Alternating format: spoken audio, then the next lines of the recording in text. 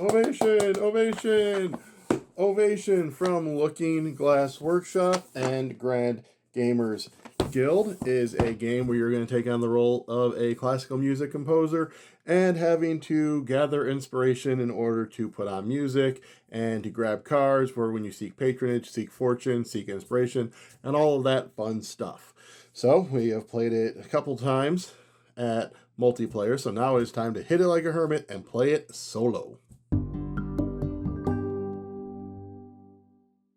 All right, we are set up for the solo play of Ovation.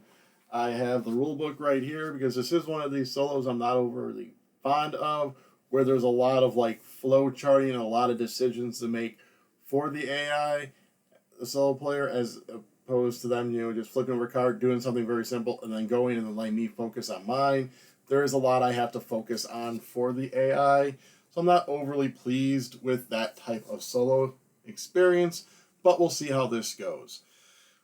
So we have their deck of cards. We've shuffled it up. We've dealt them one decision card. We have 4 Maestro cards. Typically this is going to be top to bottom, but we are just going to do it from left to right as if it were top to bottom. We have our deck set up. Again, typically this is top, second down, third down, fourth down, but for the space and for ease of viewing, I have placed it like so. We choose them a board. They're going to be first player. I'm assuming it said set up as you would, so they start with 1 inspiration of each. They start with a music token. I start with all of my stuff. Off to the side, I have the extra music tokens, and I do have the tickets. How the solo play is going to happen is we are going to flip over one of their cards. There's an example right here, and it's going to have an action on it. I'm going to attempt to do that action for them. Based on what action it is, it's going to happen in a certain specific way. But when a decision needs to be made, it's going to reference their decision card over here. Then when I'm done with their turn, that card will come over as the new decision card. Basically, they're going to want to constantly try to perform, and when they perform, they're going to be trying to get these cards left to right. And when they need to grab cards, we're going to reference here, and then every turn they're going to be discarding a card as shown here, to which I'll probably just stick under the deck instead of having to have the discard piles. Also, when I perform, if they need to attend, that's going to be shown right here. If you're unsure how this game actually works, check up above and you'll see I have done an unboxing and a how to play up there, and that can give you an idea of how the game's going to play. I am probably going to go through like maybe 2, 3 of their cards about that, and then we'll speed it up until we come about to the end. The end happens the same way when there are only 2 Maestro cards left. So again, they are the first player, so we'll be able to see how their goes right away. So we're going to look at their card. First thing they're going to want to attempt to seek fortune. They're going to want to do the fortune card, this very first one. If they are able to and afford it, they can because they have 3 inspiration. So they spend their 3 inspiration. They will start by spending whatever they have the most inspiration of first. And then if there's a tie, you're going to reference the decision card and spend it in that order. If they were not able to afford this card, they'd move across the row until they could, looping around if necessary. And if they were unable to purchase one, we would then just come down here and do the gain inspiration. But they are instead grabbing this card. This card is going to get put up here. We should have put their one here, seek fortune. There is no card up there. And then let me just make sure I'm doing this part right. Yep. So if there had been cards above it, we would then activate as many as we could based on using this. And then if we were unable to activate any of them at the end of their turn, they would just put this on and get 1 of each inspiration for each card that they'd put that on. They're then going to discard this clarinet duet. And then here is how the game is different. The one main part, besides obviously the rival deck, but you'll see this on my turn as well, is they're going to slide everything down and then flip over. This is already slid down, so we're going to just flip that. And now I am going to be doing my turn in the same way as I would had we been playing normally. And I'm kind of looking out here, kind of seeing what I might want to do. I kind of like Lady Caroline there. So I believe that is probably what we're going to start by doing, is we are going to start by seeking or seeking patronage. She is just one. We'll spend my blue. We will be grabbing her, and she goes right above my seek fortune. That is me. We slide these down. Oh, this should have come over here on that decision. And flip that. When a card's revealed here and there is no discard or there's no draw pile left, you are going to leave the flipped card, the top decision card, shuffle the other 7, and put them down here. Alrighty, so this is a, what is this called? A best action card. So the first thing it's going to look at is which one does it have the most cards of. It has the most cards in here, so it's going to seek inspiration. If there was a tie for most cards, then it's going to look for the leftmost one that's got a perform action. If there is none, then it's going to do the perform main action. If it cannot perform, it's just going to seek inspiration. So that's what I kind of mean the whole flow chart going. But they are going to seek inspiration. When they seek inspiration, it is not like this one. Instead, what they are going to do is they are going to be grabbing the inspiration from the active card. So that is a blue, and that is a yellow. They would then attempt to do this, which is if they increased red, then they would go and do the seek fortune card. They did not, so instead we place this on top of here, and they get one of each inspiration. I'm pretty sure how it's working. That is what I've understood from what I've read. It is then going to discard the rightmost patron card. These slide down. We refill. And now I go again. So normally I like to do Seek Fortune to be able to get some of the stuff. I'm not liking what's out there though. Although it would be nice to be able to get my yellow. But I think we might be going to build up to Perform.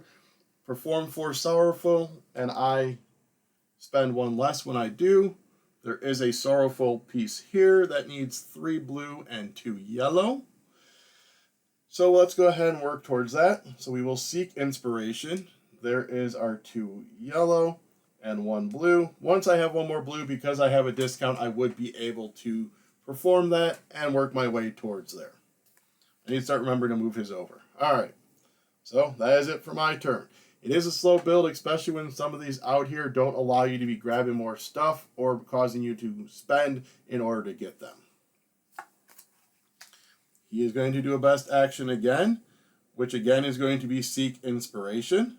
So we are going to do this again. So he gets a yellow, he gets a red, and then he's going to attempt to do this. He did increase his red, so we go there. He moves over to Seek Fortune. We're going to look to see what card he is going to grab, which is this one right here. Can he afford it? He can. So then we are going to spend what he has the most of, which is yellow. So we will spend the 2. He will get this, and this goes right in this spot right there. And they discard this patron card.